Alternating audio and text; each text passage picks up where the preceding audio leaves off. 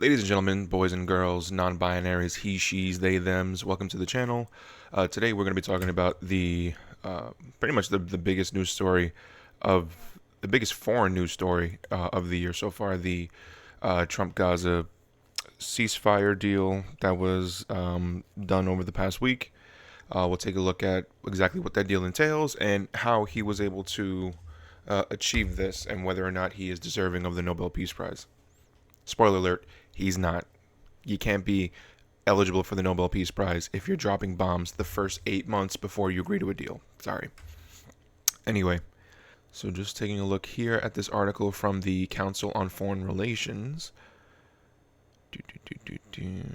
What have Israel and Hamas agreed to so far? Now, before we get into this, I will preface this by saying even though Israel and Hamas have agreed to a ceasefire, Israel is still killing Palestinians in Gaza, still raining down bombs, still leaving behind booby-trapped kids' toys and mines and rubble for people who are returning back to their homes to find and, detonate. So, while this is a ceasefire in name, and I guess the majority of the armaments have been ceased, there's still Palestinians being killed all the while. So the first part of what Hamas and Israel have agreed to, a ceasefire. Israel and Hamas agreed to halt fighting. This initial ceasefire went into effect on Friday after Israel's cabinet formally approved the agreement the day before. Trump's peace plan sketches this out as all military operations, including aerial and artillery bombardment, will be suspended and battle lines will remain frozen. Israel's military action in Gaza had reportedly intensified up to the ceasefire deadline. Since the truce, Palestinians have been returning in droves to Gaza City after an Israeli military spokesperson declared it safe to head back to the enclave's previously most populous city. Now, again, reiterating that a lot of people are returning home and finding that their shit has been booby-trapped and they're getting blown to pieces.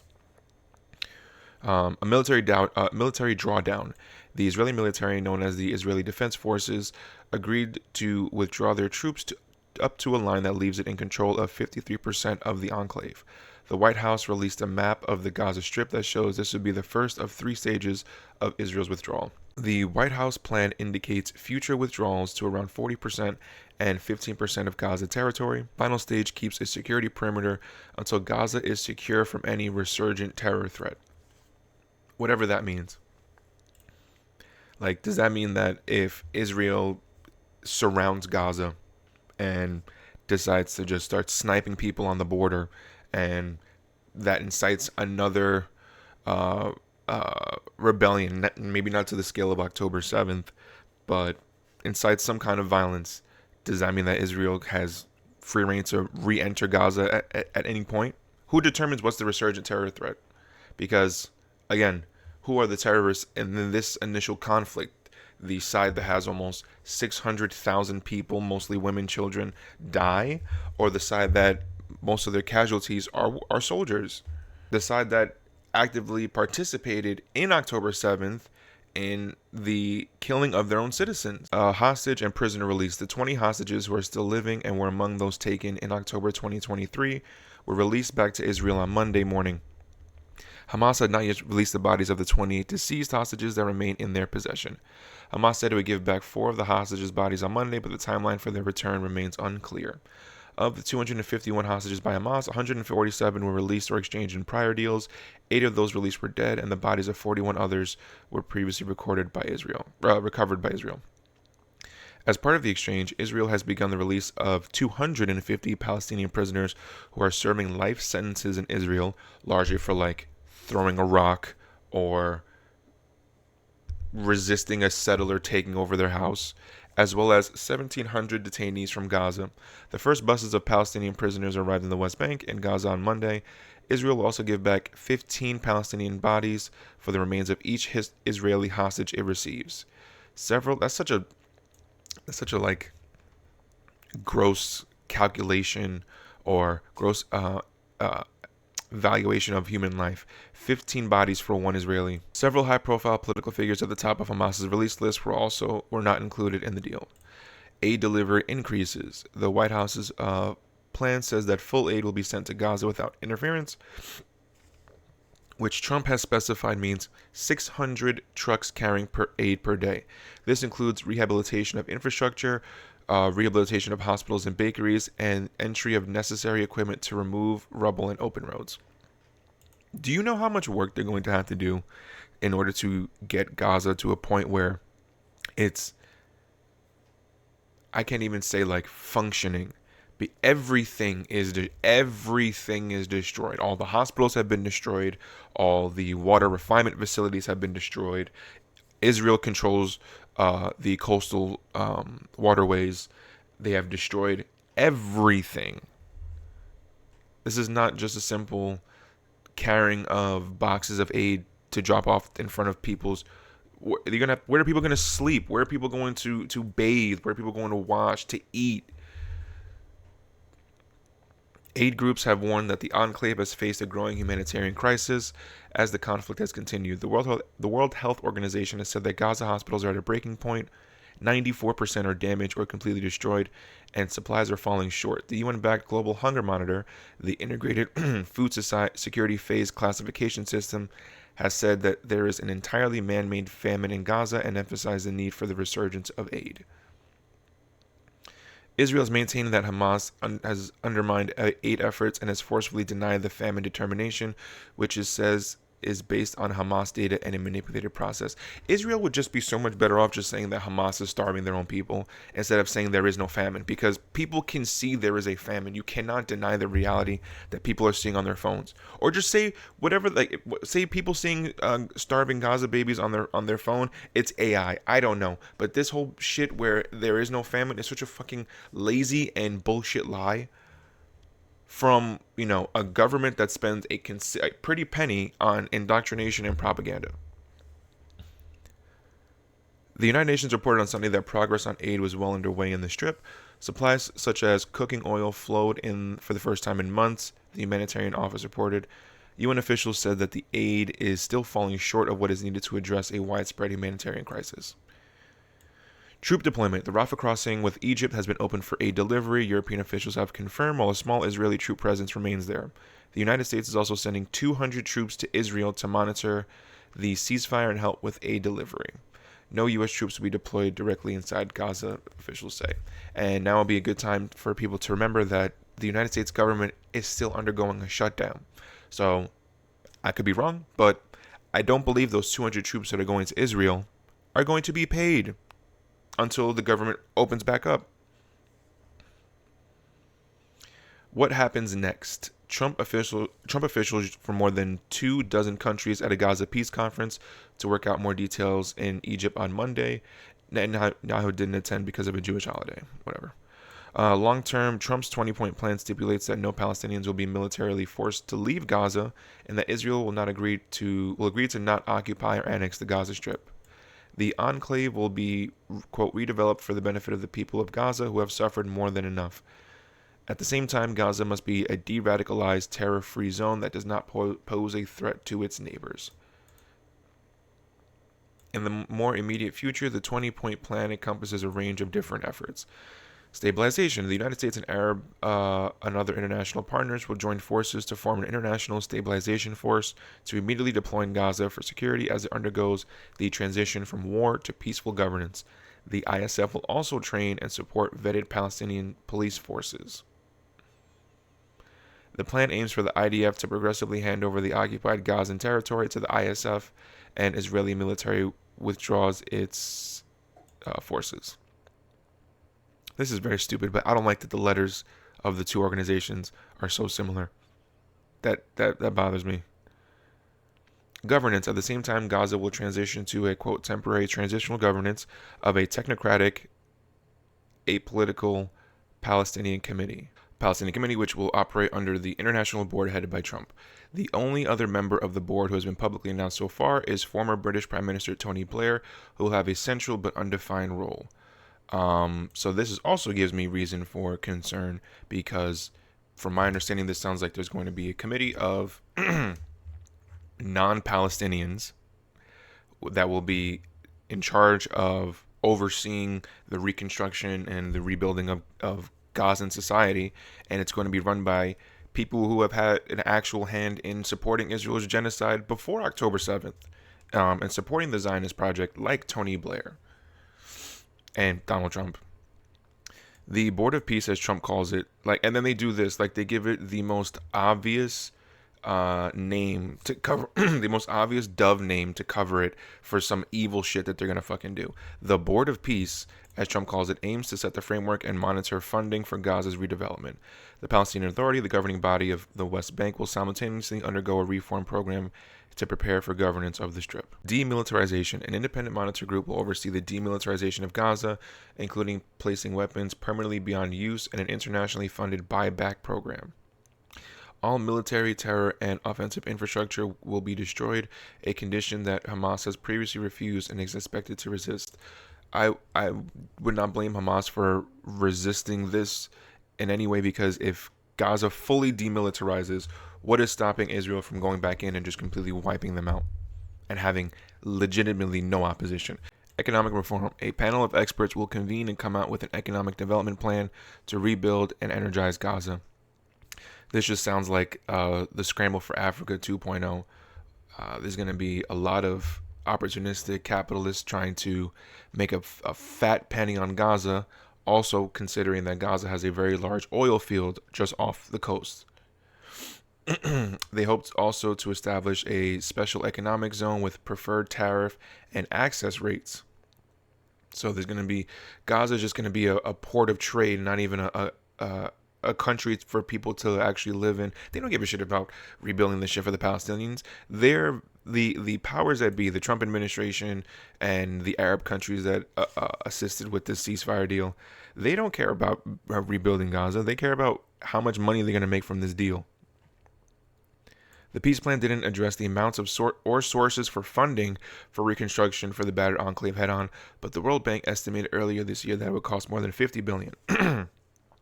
The plan cites thoughtful investment proposals and exciting development ideas to create jobs, opportunity, and hope for Gaza without elaborating on what those are. Over the longer term, the PA will eventually take over governing the Gaza Strip. After it has been reformed, the White House plan says it claims that, quote, regional partners will guarantee that Hamas and its factions will comply with the details of the plan and won't pose a threat to the region, though it does not provide further details of how this would look. This will also be an interfaith dialogue process to try and change the mindsets and narratives of Palestinians and Israelis who have long been at odds on the benefits of peace. How is there going to be an interfaith dialogue process that's going to try and change the minds of, I guess, both Palestinians and Israeli society, when Israeli society is consistently pounded with propaganda, and then Palestinians are consistently pounded with the reality of the situation that Israel is trying to take over their shit? So the Zionist project doesn't die here with the ceasefire deal. How are you going to try and engage in a dialogue process that doesn't talk about anything that's been affected or implemented or has anything to do with the Zionist project? What is the outlook for peace in Gaza? Hamas will not have a future role in governing according to the plan, but its members will be offered amnesty if they agree to a peaceful coexistence or are provided safe passage out of the area. Hamas has previously said it would not disarm until Palestinian statehood is recognized. Success depends in the long run on Hamas giving up its struggle to destroy Israel through what it calls armed resistance and the United States calls terrorism. Importantly, the plan does not guarantee the establishment of a Palestinian state, a longtime goal of the PA and the PLO. It does acknowledge the possibility, saying that only after reform to the PA and Gaza reconstruction will there be a credible pathway to Palestinian self-determination and statehood, which we recognize as the aspiration of the Palestinian people. Okay, so that is the Trump-Gaza ceasefire deal. I want to take a look at exactly how he got the deal done. The turning point was a meeting in New York on the sideline of the UN General Assembly chaired by Trump. Soon after his Baroque speech to the gathering, Trump described his sidelines chat as his most important meeting at the UN. In the encounter organized by the United Arab Emirates, he set out for the first time his then 20-point plan for peace in front of a group of Arab and Muslim states that could form the backbone of any stabilization force that entered Gaza in the event of a ceasefire. By then, Trump, with the help of his son-in-law, Jared Kushner, and the former British Prime Minister Tony Blair, had been convinced to change his mind on two critical issues. First, Palestinians should not be driven from Gaza, and Israel should not rule the territory. Gaza should be for Gazans, one said. That meant Trump drop. That's interesting that they say that Gaza should be for Gazans when it just sounds like they're separating Gazans from Palestinians. They're Palestinians. They're not different because they're cut off from the West Bank. They're Palestinians, period.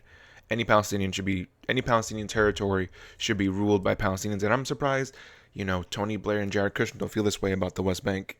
That meant Trump dropping the displacement rhetoric he deployed earlier in the year when he triggered widespread alarm by speaking of plans to develop a Gaza Riviera, which a lot of people, funnily enough, seem to forget that horrific, horrendous, shitty AI video that Trump put out on Truth Social a couple months ago. It was like, Trump, Gaza, #1.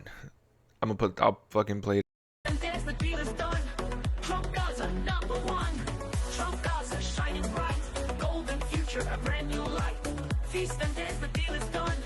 Trump Gaza, #1. I guess he was convinced that was a bad look. 6-7 months later? Secondly, Trump was persuaded a day after plan for the future of Gaza would not complicate the negotiations on a ceasefire hostage release agreement by adding new contested ingredients, but was the precondition for success. A UK diplomat explained Blair's thinking Hamas was not going to give up unless it knew the Israelis were going to get out, and the Israelis were not going to get out and stop occupying Gaza unless they knew Hamas were not going to be in government. Unless you resolve the question of who governs Gaza, you cannot bring the thing to an end. That in turn made it easier for the Arab states to put political pressure on Hamas to negotiate, since they could point to a route towards Palestinian statehood, something that has always been their precondition for a reconciliation with Israel. The Arab states had also put their names to demands that Hamas stand aside and disarm. One of those involved in persuading the US president said, "People don't want to hear this, but the advantage of Trump is that once he decides to do something, he is like a juggernaut," and he really did put the pressure on the Israelis. Trump's mood towards Israel was clouded by Netanyahu's unilateral decision to bomb Doha on September 9th in the hope of wiping out Hamas negotiators. Trump had not been consulted, but the U.S. assurances were met with skepticism. As a result, Netanyahu, not a man prone to contrition, was ordered to apologize and say he would respect Qatar's sovereignty in future. And there's a very well-documented picture of Trump holding the phone for Bibi while he is talking to the premier of Qatar, and it is hilarious. It just looks like, "Bibi, I'll hold the phone for you while you speak to the premier of Qatar, and you say, Mr. Qatar, I'm so sorry for bombing your delegate. I thought they were terrorists. Just say, I will respect you in the future. That's it, kiss and make up. That's all I need you to do, Bibi."